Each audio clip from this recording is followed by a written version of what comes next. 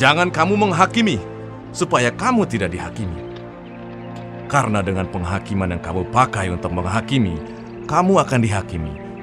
Dan ukuran yang kamu pakai untuk mengukur, akan diukurkan kepadamu. Mengapakah engkau melihat selumbar di mata saudaramu, sedangkan balok di dalam matamu tidak engkau ketahui? Bagaimanakah engkau dapat berkata kepada saudaramu, biarlah aku mengeluarkan selumbar itu dari matamu, padahal ada balok di dalam matamu? Hai orang munafik, keluarkanlah dahulu balok dari matamu, maka engkau akan melihat dengan jelas untuk mengeluarkan selumbar itu dari mata saudaramu.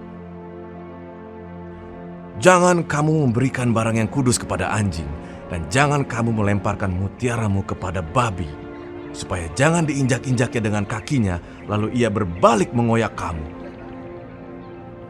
Mintalah, maka akan diberikan kepadamu.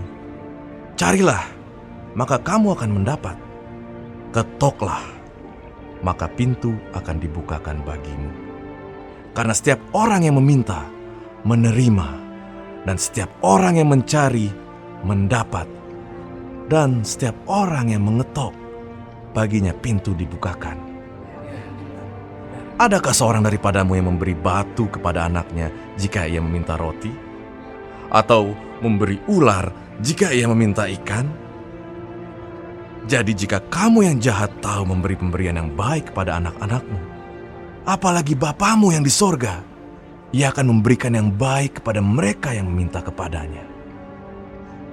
Segala sesuatu yang kamu kehendaki supaya orang perbuat kepadamu, perbuatlah demikian juga kepada mereka. Itulah isi seluruh hukum Taurat dan kitab para nabi. Masuklah melalui pintu yang sesak itu, karena lebarlah pintu dan luaslah jalan yang menuju kepada kebinasaan, dan banyak orang yang masuk melaluinya. Karena sesaklah pintu dan sempitlah jalan yang menuju kepada kehidupan, dan sedikit orang yang mendapatinya. Waspadalah terhadap nabi-nabi palsu yang datang kepadamu dengan menyamar seperti domba, tetapi sesungguhnya mereka adalah serigala yang buas. Dari buahnya lah kamu akan mengenal mereka. Dapatkah orang memetik buah anggur dari semak duri, atau buah ara dari rumput duri? Demikianlah setiap pohon yang baik menghasilkan buah yang baik, sedang pohon yang tidak baik menghasilkan buah yang tidak baik. Tidak mungkin pohon yang baik itu menghasilkan buah yang tidak baik, ataupun pohon yang tidak baik itu menghasilkan buah yang baik. Dan setiap pohon yang tidak menghasilkan buah yang baik pasti ditebang dan dibuang ke dalam api. Jadi, dari buahnya lah kamu akan mengenal mereka.